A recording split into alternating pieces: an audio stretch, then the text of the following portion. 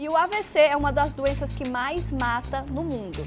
Parece assunto corriqueiro, né? Mas o AVC é comum entre adultos e pesquisas mostram que o número de pessoas mais novas com a doença tem aumentado em algumas partes do mundo. Para esclarecer o porquê do aumento desses casos e pontuar se esse, né, é ou não mais um caso para quem tem mais de 45 anos, o Tudo de Bom recebe a Natália Cardoso, que é cirurgiã vascular, está aqui na nossa casa, né, Iago? Vamos lá? Bem-vinda, Natália, aqui à nossa casa, tudo bem? Obrigada. Um prazer receber você aqui.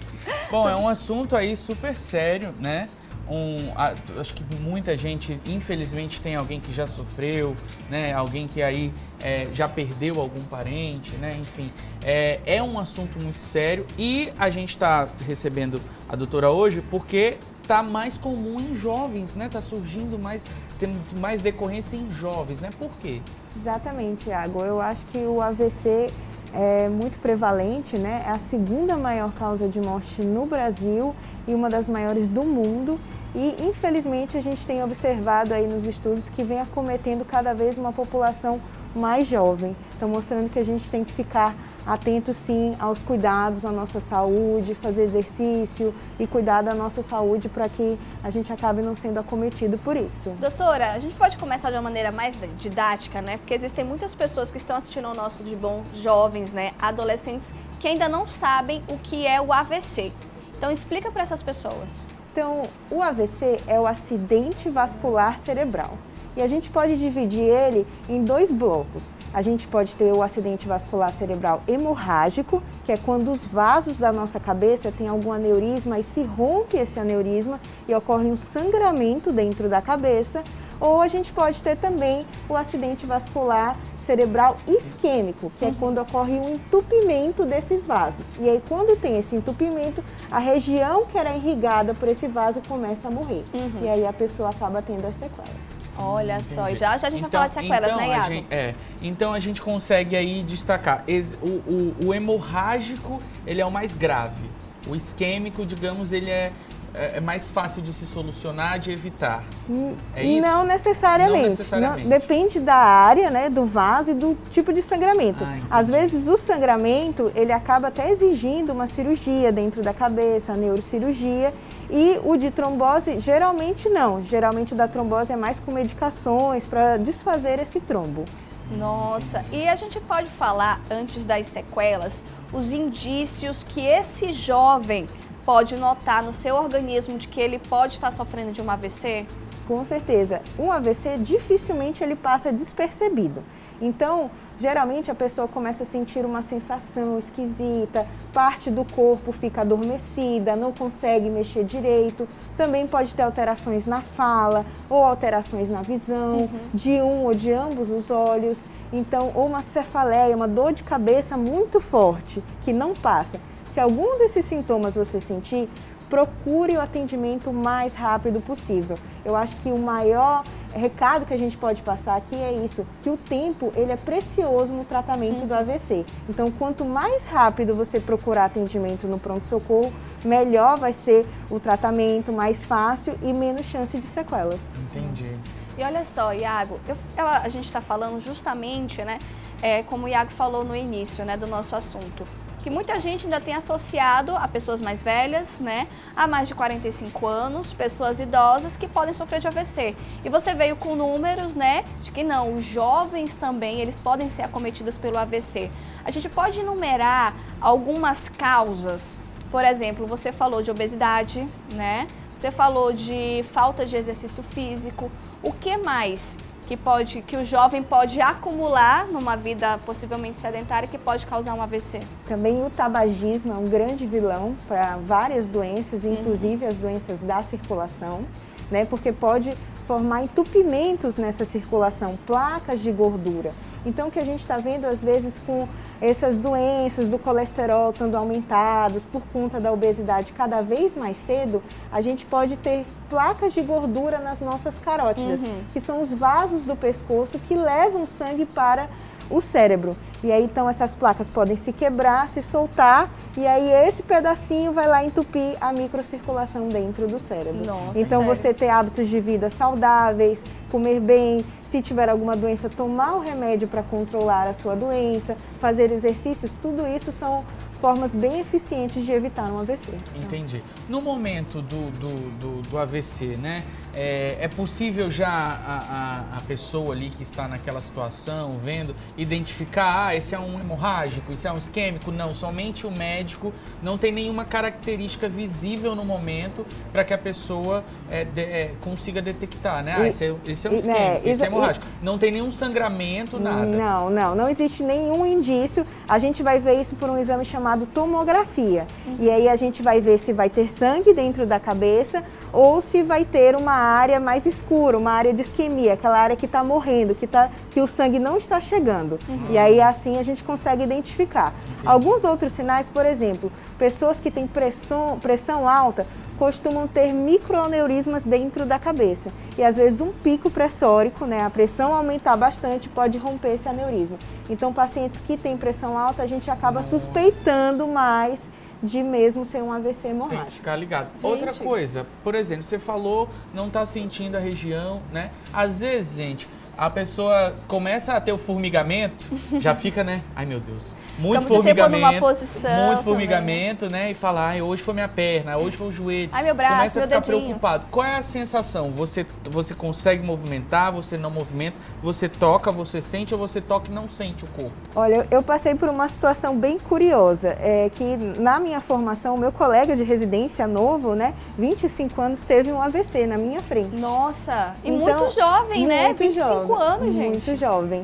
E aí a gente pesquisou, ele tinha um fator genético para isso ocorrer, e aí a sensação dele era esse: Natália, eu tô me sentindo esquisito, eu não sinto assim, eu passo a mão no meu corpo, parece que não é meu, é uma sensação É como muito... se você estivesse fora do Tá seu corpo, né? tá fraco, e ele falou, é só essa parte, é só esse lado, esse outro lado tá bom.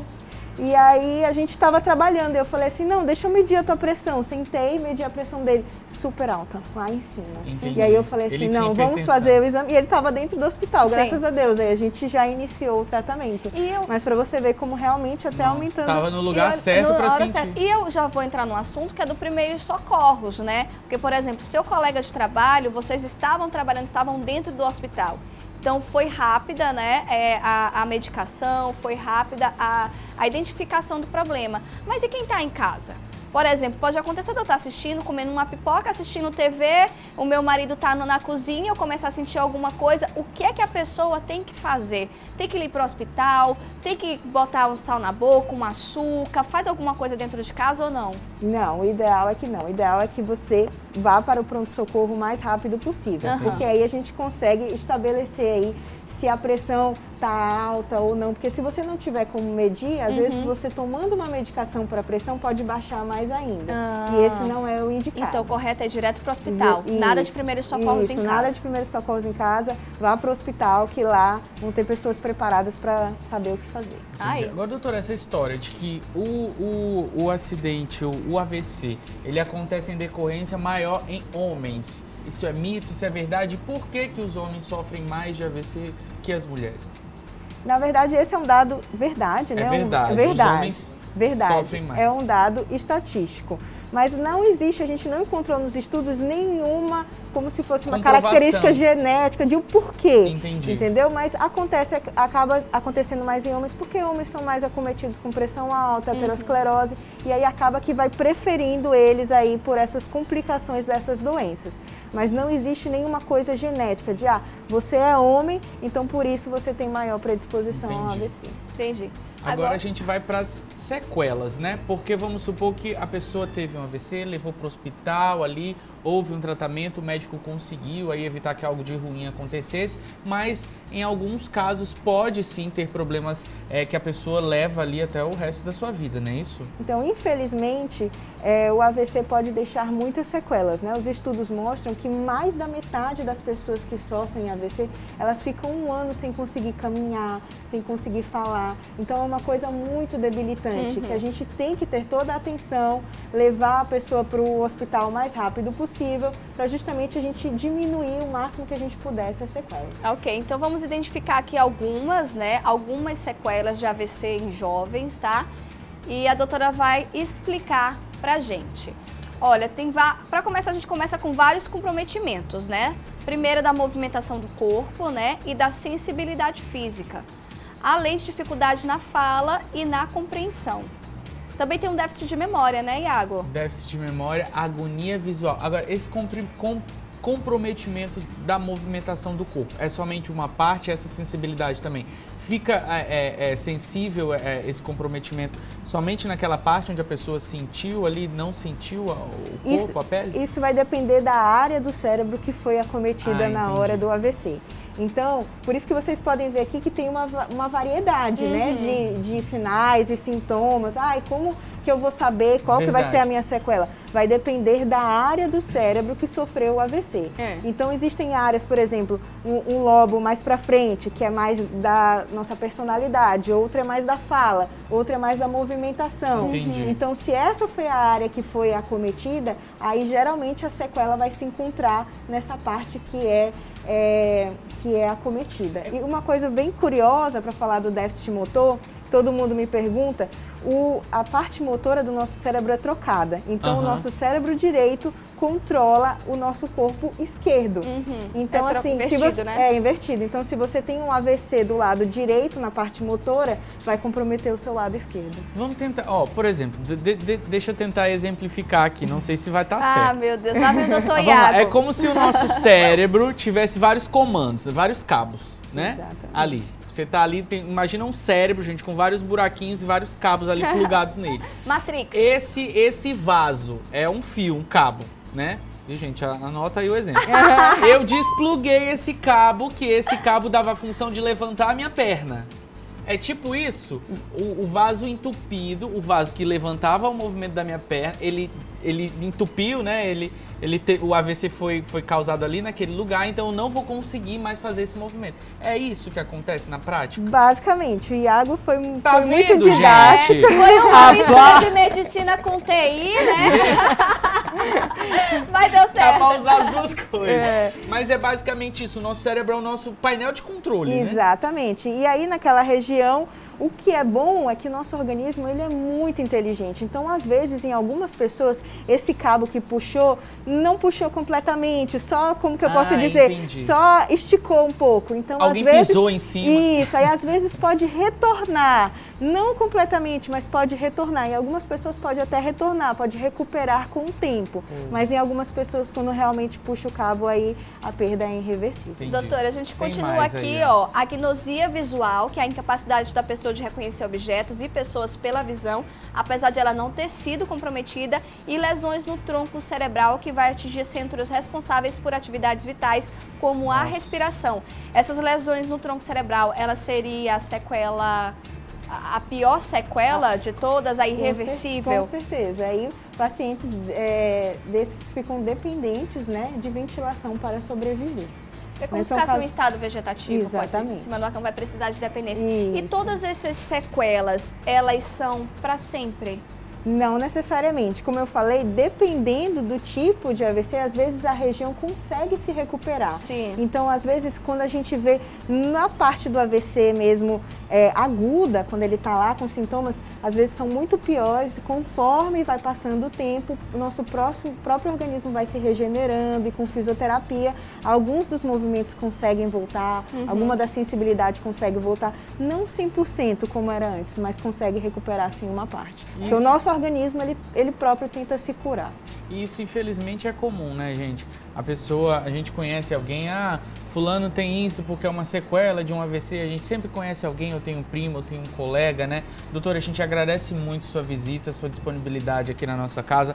O Instagram dela vai aparecer aí se quiser mais dicas, né? Qual que é? @Natália Cardoso. Eu sempre estou falando aí de temas de vascular, temas médicos, levando informação. E eu acho que o que eu podia dar de recado era isso. E façam o seu check-up.